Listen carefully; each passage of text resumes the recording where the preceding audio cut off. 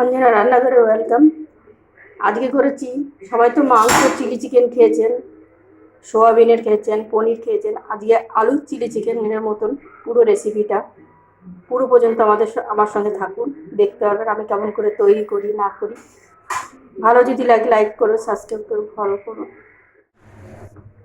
আলুটা আমাদের সিদ্ধ হয়ে গেছে, নামিয়ে নেব। নামিয়ে আমরা জল ঝরিয়ে নেব। আমি এখানে আলুটা সিদ্ধ বসিয়ে দিয়েছি, একটা বড় আলু কেটে নিয়েছি, নিয়ে সিদ্ধ বসিয়েছি। বাকি সব কিছু করে নিয়ে আসি, তোমাদের সে আমি দেখাচ্ছি। আলুটা সিদ্ধর মধ্যে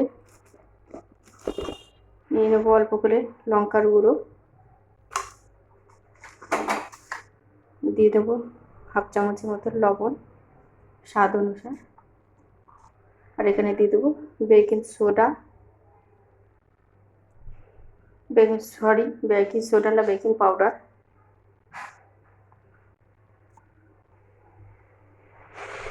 আর দিয়ে দেবো অল্প করে আদা ঘষে রেখেছি আমি, কুচাই বাটি মিশিলে অল্প দেবো। আর দিয়ে দেবো অল্প করে সয়া সস, বেশি দেবো না। দিয়ে দেবো কর্নফ্লাওয়ার, যতটা আমাদের পরিমাণ লাগবে মাখতে ততটা দেবো। ভালো করে চটকে মেখে নেবো আমরা।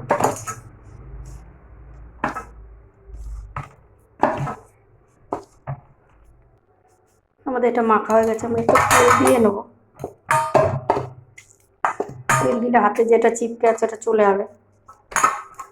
দিয়ে আমরা ছোটো ছোটো বল বা চৌকো শেপ, যে কোনো শেপ আমরা দিতে পারি, অসুবিধা নেই। সেটা আমি করে নিচ্ছি। দিয়ে দিয়েছি, তেল দিয়ে দেবো।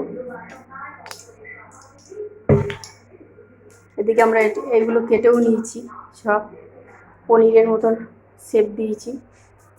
আপনারা পারলে অন্য শেপও দেবেন, অসুবিধা নেই।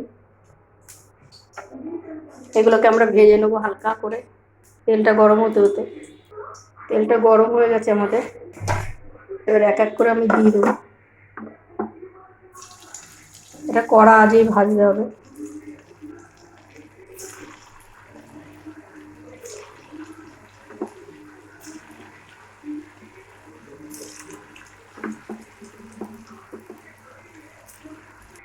এদিকে ভাজতে ভাজতে আমরা এই সসটা দেবো, রেডি করে নিই। সয়া সস দিলাম, দিয়ে দেবো টমেটোর সস, যতটা পরিমাণ আপনি নেবেন ততটা পরিমাণে। এবার দিয়ে দেবো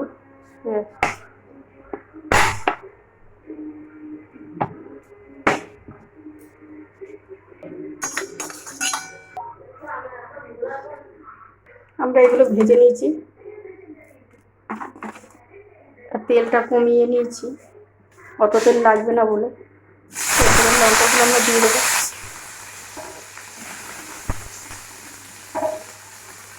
দিয়ে লঙ্কাটা হালকা ভেজে নেবো।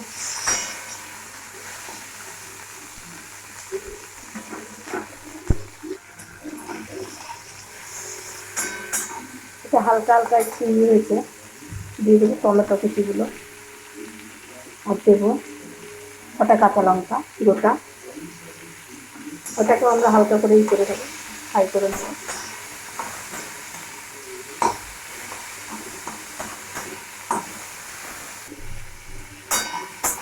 এটা ফেরে আমাদের হয়ে এসছে, হালকা হালকা নরম হয়ে এসছে।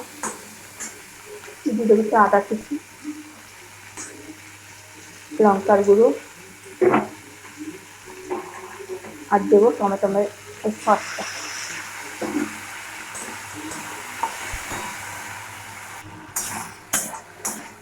টমেটো দিয়ে আমাদের সসটা দিয়ে নাড়াচাড়া হয়ে গেছে।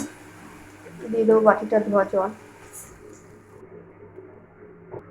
দিয়ে দেবো আর এক বাটিও জল।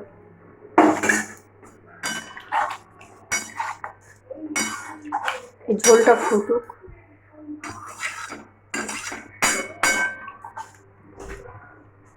এর মধ্যে নিয়ে নেবো 1 চামচের মতো কর্নফ্লাওয়ার, দিয়ে দেবো জল অল্প। এটা আমরা গুলে রাখবো, ওটা যতক্ষণ হবে ভালো করে।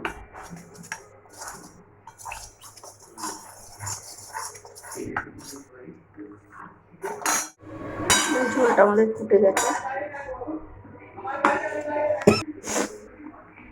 ঝোলটা ফুটে গেছে, দিয়ে দেবো ভাজা পকোড়াগুলো।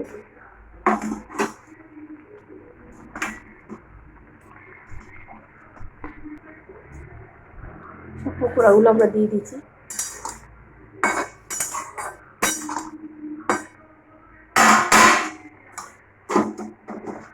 যেই কর্নফ্লাওয়ারটা গুলে রেখেছি সেটা আমরা দিয়ে দেবো।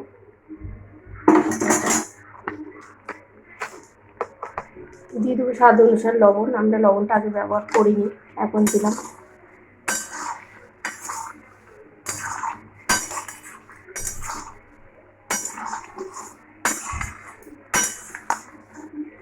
আমাদের রান্নাটা কমপ্লিট হয়ে গেছে।